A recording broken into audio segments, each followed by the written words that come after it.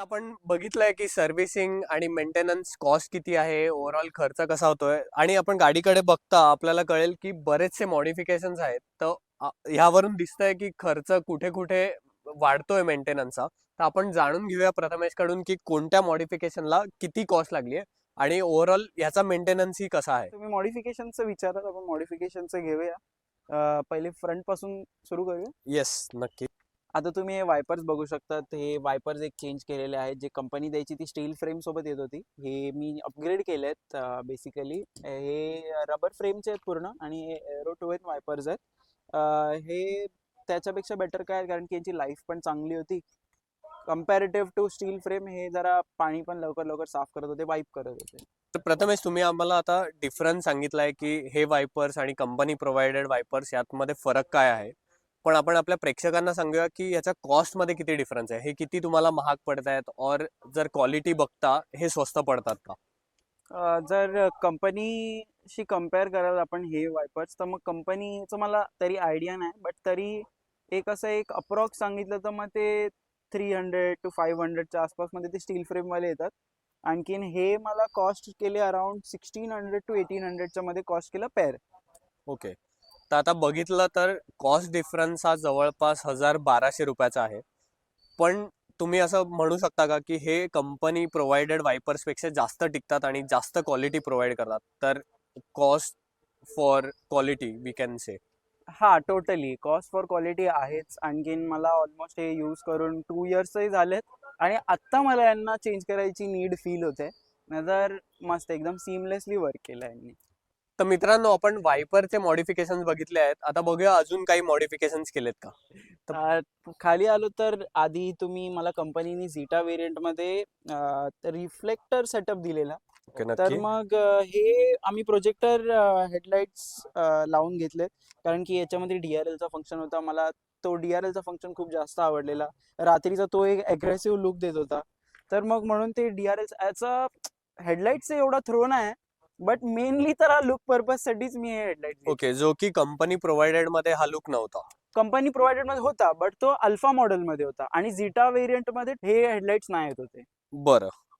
Okay, तर आता हेडलाईटचं variation आपण बघितलं आहे. अजून तुम्ही काय मॉडिफाय अजून केलं. बघायला गेलं तर तुम्ही हे प्रोजेक्टर फॉग लॅम्प्स बघू शकतात. प्रोजेक्टर फॉग लॅम्प्स हे आहेत IPH चे M617 वेरियंट आहे हा. आणखीन याच्यामध्ये ट्राय कलर्स आहेत, 3 कलर्स आहेत. व्हाईट एक आहे, एक येलो एक आहे, आणखीन एक वॉर्म आहे. ओके, तर मग आता मला सांगा, आपण मगाशी हेडलॅम्प्स आणि आता फॉग लाईट बघितले, तर या दोन्हीचा मिळून ओव्हरऑल खर्च काय आहे मॉडिफिकेशनचा. यांचा आहे थोडा चांगलाच खर्च आहे. जर हेडलाईट्स बघायला गेलात तर मग हे अराउंड कॉस्ट केले 30 to 35,000 मध्ये, कारण की मारुती सुझुकीचेच आहे ते. आणखीन फॉग लाईट्सचं बघायला गेलं तर फॉग लाईट्स जर तुम्ही विथ इन्स्टॉलेशन वगैरे काही लोकांकडे जातात, तर मग ते तुम्हाला 6,500 300 असे डिफर करतात. जर तुम्ही ते असेच जर त्यांच्याकडून विदाउट इन्स्टॉलेशन 5,800 मध्ये ओके, तर हेडलाईट अराउंड 30,000 आणि फॉग लाईट जवळपास 5-6 हजार एवढी कॉस्ट पडलेली आहे प्रथमेश यांना. जर कोणाला मॉडिफाय करून घ्यायचं असेल तर तुम्ही एवढी कॉस्ट डोक्यात ठेवू शकता. तर प्रथमेश, अजून तुम्ही काही मॉडिफाय केलंय का अजून मी फ्रंट साईडला. पुढे फ्रंट मध्ये तर हे स्प्लिटर्स लावून घेतलेत. हे युनिव्हर्सल फ्रंट स्प्लिटर्स आहेत, जे 3 पीस मध्ये आलेत. आणखीन हे बेसिकली लुक पर्पजसाठीच आहे. आधी थोडा बॉक्सी लुक येत होता, आता याच्यामुळे थोडा समोरून शार्प झाला असं बोलू शकतो. तर स्प्लिटर्समुळे तुम्हाला काही ग्राउंड क्लिअरन्ससाठी काही गडबड होते आहे का. स्प्लिटर्समुळे ग्राउंड क्लिअरन्सचा इश्यू तर होतोच आहे, कारण की जो अप्रोचिंग अँगल आहे, तर मग तिकडे जर तुम्हाला हिल क्लाइंब करायचं आहे किंवा थोडासा इन्क्लाइन आहे, तर मग तिकडे थोडा इश्यू फेस होतो. आणखीन या साईडने थोडे घासले पण गेलेत, कारण की जर सरळ टाकतो तर मग ते ऑलमोस्ट ते तुटूनच बाहेर निघणार आहे. तर मग म्हणून मी त्यांना क्रॉस टाकतो, जेणेकरून पहिला तो वाला टायर पुढे जाऊन मग ती पुढे चढू शकेल आरामात. ओके, तर मित्रांनो, आपण बघितलंय स्प्लिटरमुळे काय कसरत करायला लागते आहे, बट ह्याचा लुक खूप छान येतोय. पण आता ह्याच्यानंतर बघूया आपण की मिररवरही काही मॉडिफिकेशन दिसत आहे. तर आपण प्रथमेशला विचारूया की काय मॉडिफिकेशन आहे, काय फायदा आहे याचा. मिरर्स हे जे तुम्ही बघताय, तर मग आधी हे बॉडी पेंट मध्ये झालेले या ब्लू कलर मध्ये. आणखीन मी यांना रॅप करून घेतलंय. कारण की मला या कारला ऑलमोस्ट 3 कलर मध्ये ठेवायची आहे. एक तर क्रोम आहे म्हणून त्याला क्रोम मध्ये ठेवतोय, एक ब्लू एक झाली आणि एक ब्लॅक, या 3 कलर्स मध्ये मला प्ले करायचं आहे. अजून काही मला एक्स्ट्रा नाही करायचं आहे. बस ह्याच्यामध्ये ती सिंपल दाखवायची होती म्हणून मी याला ब्लॅक कलर मध्ये रॅप केलंय. आणखी तुम्ही या वरती बघू शकता तर मग हा एक 3R चा ब्लाइंड स्पॉट मिरर आहे, जो की पहिले तर याचा यूज होत होता, पण आता मी त्याच्यामध्ये बघणं थोडं म्हणजे काय एवढं म्हणजे एवढं पण मला ते युजफुल असं नाही आहे, बट बेसिकली हा लुक पर्पज मध्ये हा चांगला दिसतो म्हणून तो एक लावलाय. बरं, तर आणि मिररची ओव्हरऑल काय कॉस्ट आली आहे तुम्हाला, याचा किती खर्च झालाय? मिररचं रॅप अराउंड त्यांनी दोन्ही मिरर कव्हर्स काढून त्यांनी अराउंड 500 मध्ये रॅप करून मग ते लागून जाते ती. आणखीन ते जे वरचे पण जे ब्लाइंड स्पॉट मिरर्स आहेत, ते ब्लाइंड स्पॉट मिरर्स मला मी ऑनलाईन ऑर्डर केलेले ते एका पेजवरून. मग ते मला कॉस्ट केलेले 500 ला पेअर. ओके, तर बघू शकता जवळपास 1000 रुपये खर्च आलेला आहे. आणि एक छान मॉडिफिकेशन आहे, तुम्ही करू शकता 1000 रुपयात.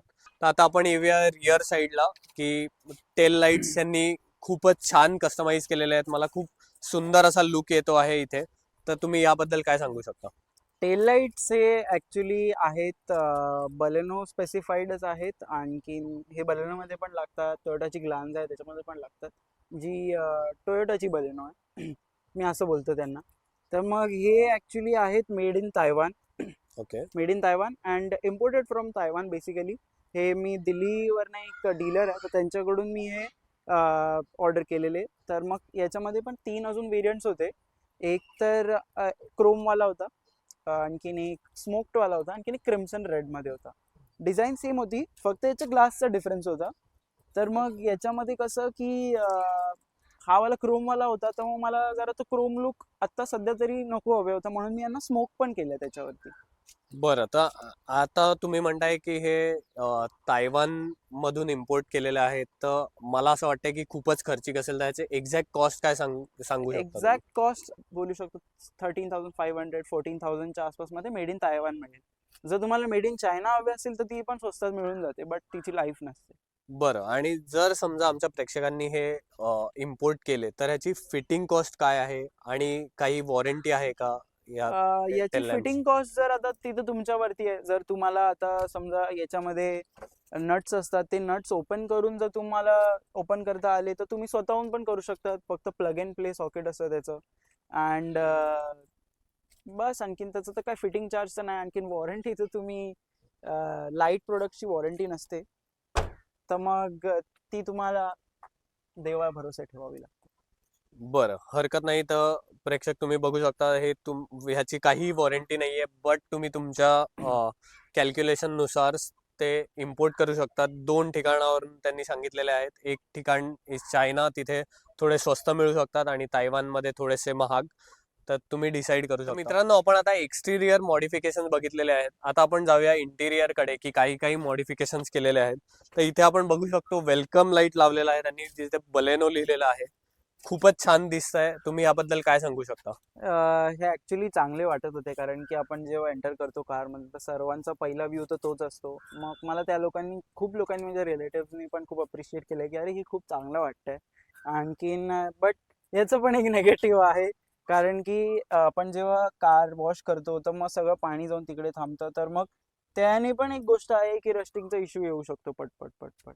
बरं, आणि हे किती खर्चिक आहे? काय खर्च हे आहे? अराउंड आता मला आता आठवत नाही, लक्षात नाहीये ते, कारण की हे मला 1000-2000च्या मध्येच पडले होते. ठीक आहे. तर ओव्हरऑल लुकच्या मानाने खूप जास्त खर्चिक नाहीये. 1000 रुपये लुकसाठी हम्म. नक्कीच खर्च करू शकतो. तर मित्रांनो, आपण आलेलो आहोत आता इंटिरियर बघायला. तर आपण सुरुवात करूया डिस्प्ले पासून. खूपच सुंदर डिस्प्ले दिसत आहे. तर हा कस्टमाइज आहे और कंपनी फिटेड? हा कंपनी फिटेड नाही आहे, हा अपग्रेडेडच आहे. कारण की कंपनी फिटेड मध्ये तो बटनवाला स्टिरिओ येतो जो कंपनी देते. तर मग त्याच्यामध्ये तो पण एक आहे, म्हणजे ज्यांना गरज नाही प्रॅक्टिकली ठेवायची आहे गाडी, तर मग ते लोक तसं ठेवतात. आता याच्यामध्ये पण फन काय आहे की तुम्हाला समजा कधी फॅमिलीला आतमधल्या म्हणजे जे पॅसेंजर्स बसलेले असतील त्यांना युट्यूब बघायचं आहे किंवा काहीही बघायचं असेल, लॉंग रूटना कंटाळा येतो, तर मग ते आपण याच्यामध्ये बघू शकतो हॉटस्पॉट कनेक्ट देऊन. आणखीन याच्यामध्ये आपण म्युझिक वगैरे ऐकू शकतो. त्यानंतर मॅप्स यूज होतात त्याच्यामध्ये. कॉल वगैरे कनेक्ट करायचं तर तुम्हाला फोन घेऊन एकसारखं हे करायची गरज नाही आहे. तुम्ही ड्राईव्ह करता करता सरळ फोन लावू शकतात तुमचे जे पण कॉन्टॅक्ट्स आहेत ते. ओके. आणि तर याचा ओव्हरऑल खर्च किती आहे? ओव्हरऑल खर्च आता जर बघा, हे डी ऑडिओचं आहे. जर तुम्हाला अजून पण एक येतो, एक डायमंड स्टोनचा येतो, एक जेमस्टोनचा येतो सॉरी, आणखीन एक डायमंड 2K डिस्प्ले येतो. त्यानंतर अशी यांना डायमंड 2K डिस्प्ले म्हणतात पहिले तर. तर मग ते एक हायर सिरीजवाले पण येतात, एक कमी सिरीजवाले पण येतात. तर मग हा मिड सिरीज बोलू शकतात तुम्ही, मिडपेक्षा थोडं खाली आहे बोलू शकतात. तरी पण आहे फारसा एक्सपेन्सिव्ह. जो हायर सिरीजवाले येतात ते तर खूप महाग येतात, 30-35,000ला ते पण येतात. बट तेवढी गरज पण नाही आहे खरं सांगू तरी, एवढं फक्त बघण्यासाठी. आणखीन जे साधारण येतात ते 6,000च्या आसपासमध्ये येऊन जातात जे खालच्याला येतात. हा मला कॉस्ट केलेला अराउंड 10-11,000च्या आसपासमध्ये हे कॉस्ट केलेला. त्यानंतर मग याचा रिअर व्ह्यू कॅमेरा एक आलेला, फ्रेम आलेली, याची हार्नेस आलेली, आणखी त्यांनी फिटिंग पण करून दिली त्यात. ओके. तर आणि अजून इंटिरियर मध्ये तुम्ही काही मॉडिफिकेशन केलेलं आहे का? आणखीन इंटिरियर मध्ये मी अशी जस्ट स्मॉल स्मॉल मॉडिफिकेशन, मला इंटिरियर मध्ये पण असं जास्त काही फ्लॅशी नाही आवडत. तर मग हे बघू शकता तुम्ही, हे इंटिरियर लाईट्स मी चेंज करून घेतलेत. तर हे तर किती म्हणजे कमी एक्सपेन्सिव्ह होते, 50-100 रुपीजमध्ये लागून जातं. या साईडचं पण एक चेंज करून झालंय. तर मग ते एक केलंय. त्यानंतर हे अजून कारचं नाव मी झ्यूस ठेवलं, तर मग म्हणून ते लाइटनिंगचं एक सिम्बॉल ठेवलंय. आणखीन बाप्पा तुम्ही तर बघू शकतात, आपल्या मराठी माणसांच्या घरात बाप्पा तर पाहिजेच, आणि गाडी पण एक घरच आहे. आणखीन एक मोरपंख ठेवलाय. एक पीस, एक वाईब येते कार चालवताना, शांतता वाटते गाडी चालवताना, त्रास नाही होत असं कुठला. त्यानंतर हा तुम्ही हँडल बघू शकता, तो एक केला. मॉडिफिकेशन नाही बोलू शकत तो, बट आता मी पण कधी काही असं पोस्ट वगैरे करतो इंस्टाग्रामवरती झालं, त्यानंतर मग यूट्यूबवरती आता हल्लीच सुरू केलं आहे. तर तुम्हाला मी पाठवतो इंस्टाग्राम आय डी पण आणि यूट्यूबचं नाव पण. तुम्ही टाकून द्या आपल्या व्ह्युअर्ससाठी, ज्यांना पण कार अजून बघायची असेल तर ते बघतील. तर आपण बघितलंय की यांनी बरेचसे इंटिरियर मध्ये छोटे छोटे चेंजेस केलेले आहेत.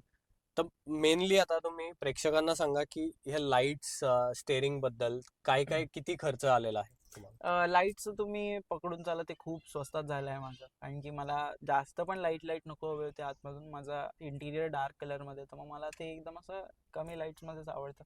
तर मग म्हणून मी फक्त हे लावून घेतलं आहे. हे मला ॲमेझॉनवरती पडलेले अराउंड 300-400मध्ये, आणि इन्स्टॉलेशनचे त्यांनी 300 घेतले वेगळे. आणखी स्टिअरिंगचं बोललात तर स्टिअरिंगचं तर हे तर कायच खर्च नाही आहे. इथं तर मला ते रॅप शॉप आहे, ते माझ्या ओळखीचं आहे. तर मग मला त्यांच्याकडून मटेरियल मिळून गेला, आणि मग मी स्वतःहूनच इन्स्टॉल करून टाकलं. Okay, very nice. तर खूप कमी खर्चात असं यांनी सुंदर असं इंटिरियर बनवलेलं आहे. खूपच आकर्षक गाडी वाटते आहे आतमध्ये बसून, आणि छान थँक्यू. फील येत असणार थँक्यू. प्रथमेश ना, मला याची खात्री आहे. तर मला एक सांगा, मला इथे थोडंफार सेटिंग मध्ये किंवा ह्या कव्हरिंग मध्ये मला चेंजेस वाटत आहेत. तर हे कंपनी फिटेड आहे और तुम्ही मॉडिफाईड केलेला हा आहे? आर्मरेस्ट आहे तो कंपनी फिटेड आहे. हा बलेनो झेटा वेरियंट मध्ये, अल्फा वेरियंट मध्ये ते कंपनीच द्यायची. आणखीन चेंजेस तर आम्ही सीट कव्हर केलेत फक्त. त्याचाही फील खूप सुंदर आहे. तर ह्या सीट कव्हरची काय कॉस्ट आहे? सीट कवर्स ॲक्च्युली जेव्हा मी कार घेतलेली तेव्हा केलेलं होतं. मग मला साधारण आता ते तरी इतकं लक्षात नाही आहे. तरी मी सांगतो अप्रॉक्स तुम्हाला कॉस्ट करतील 5-6,000च्या आसपासमध्ये करतील कॉस्ट. जर हॅचबॅक असेल तर तेवढ्यामध्ये, जर मोठी गाडी असेल तर तुम्हाला त्याहून जास्त पण करतील कॉस्ट. तर मित्रांनो, आपण बघितले आहेत की कोणते कोणते मॉडिफिकेशन केले आहेत, प्रत्येक मॉडिफिकेशनचा काय खर्च आहे आणि काय फायदे तोटे आहेत. तर तरी तुम्हाला काही शंका असल्यास तुम्ही नक्की कमेंट करू शकता. तुम्ही प्रथमेश यांच्याही चॅनल्सला फॉलो करून तुम्ही कमेंटमध्ये विचारू शकता की तुमचे काही प्रश्न असल्यास तुम्ही नक्की कॉन्टॅक्ट करा. तर प्रथमेश, तुम्ही प्लीज आपल्या चॅनलचेही डिटेल इथे सांगू शकता. ॲक्च्युली मी माझा कंटेंट आहे तो मोस्टली इंस्टाग्रामवरती पोस्ट करतो. इंस्टाग्रामवरती पण माझा एक कारचा एक वेगळा डिफरंट अकाउंट बनवला आहे मी. तिकडे फक्त या बलेनोच्या बद्दलच रील्स वगैरे पोस्ट होतात. आणखीन जो माझा जो इंस्टाग्राम अकाउंट आहे प्रथम ड्राईव्ज, जे इकडे लिहून देईल आपले एडिटर साहेब. तर मग इथे माझा जो प्रथम ड्राईव्ज करून जो चॅनल आहे, तर तो तिकडे तुम्ही फॉलो करा नक्की. तिकडे तुम्हाला जर काही असेल तर तुम्ही तिकडे येऊन विचारू शकतात. आणि यूट्यूब चॅनलचं तुम्हाला डिस्क्रिप्शनमध्ये लिंक मिळून जाईल. तर तिकडे पण मी आता हल्लीच व्हिडिओ पोस्ट करायला लागलो. थँक्यू. तर मित्रांनो, आपल्याला अशी सुंदर माहिती प्रथमेश यांनी दिलेली आहे मॉडिफिकेशन बद्दल आणि खास करून बलेनो रिलेटेड इन्फॉर्मेशन. तर अशाच व्हिडिओसाठी तुम्ही नक्की बघत राहा ऑटो ट्रिओ क्लब आणि फॉलो करायला विसरू नका. तुमच्या काहीही शंका असल्यास कमेंट करा आणि जर तुम्हाला कोणता पर्टिक्युलर व्हिडिओ कोणत्या गाडीबद्दल व्हिडिओ हवा असल्यास नक्की आम्हाला कमेंटमध्ये कळवा. Please like, share and subscribe. तर मित्रांनो, आपण भेटूया पुढच्या व्हिडिओमध्ये. तोपर्यंत drive safe and take care.